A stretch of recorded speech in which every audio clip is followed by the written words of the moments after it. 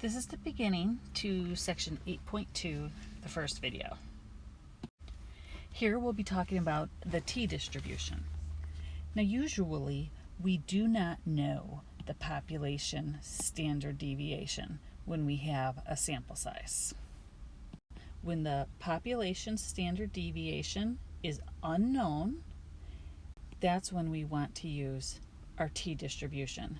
A t-score is similar to a z-score. When we're using t-scores, we have something called the degrees of freedom. And your degrees of freedom is the sample size minus 1.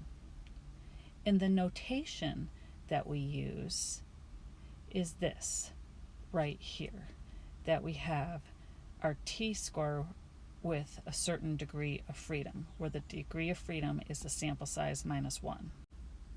Below, you will notice some calculator keystrokes. Notice the first method is not available if you're using an 83 graphing calculator. But this keystroke here, if you have an 84 calculator, will help you find the confidence interval when using the t-test. Over here is another method to use your graphing calculator. On the next page, pause the video and read this question. And once you do, enter this data into your list on your calculator and go ahead and use the bar1 function to figure out the mean, the sample standard deviation. And when you go ahead and do that, you should have a sample mean of 8.98 and a sample standard deviation of 1.29. Our sample size here is 12. So if you need to know the degree of freedom, that would be n minus 1, 12 minus 1, which is 11. Now, for our alpha, we have a 95% confidence level.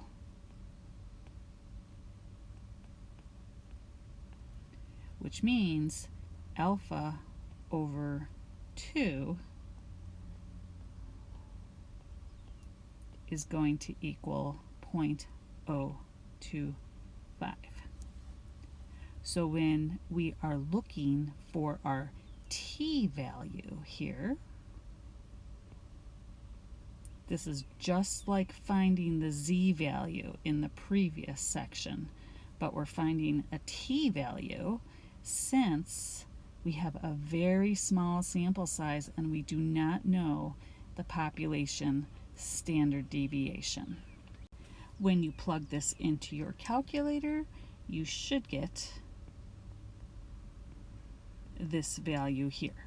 Now, to find your margin of error or your error bound, we'll take our t-value and multiply it by the sample standard deviation divided by the square root of our sample size, just like when we did our error bound with our z-value. It's the exact same thing, but instead we are using the t-value. Remember, how do we find our confidence interval?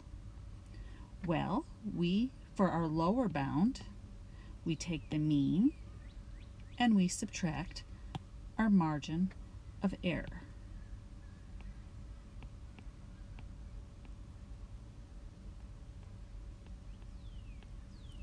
And then we take the mean again for our upper bound and we add the margin of error.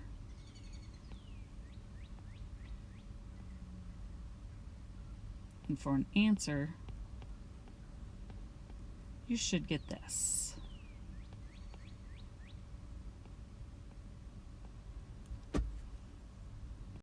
Moving on to the next example, example 7. Again, pause the video, take a moment to read this, Plug these data values into a list on your calculator and use your var1 key to find the mean, sample standard deviation, and see if you can figure out the sample size and degree of freedom as well. While you're at it, also define the random variables. How did you do for part A? And for letter B, we're going to let the random variable X be the enrollment for community college, and we're going to have the mean enrollment from a sample of 35 community colleges. We're asked to construct a 95% confidence interval for the population mean enrollment at community colleges. Notice, we do not know the population standard deviation here. So we need to use our t-test instead of the z-test that we used in 8.1. Depending on the type of calculator you have, you're going to use it to go ahead and find your confidence interval.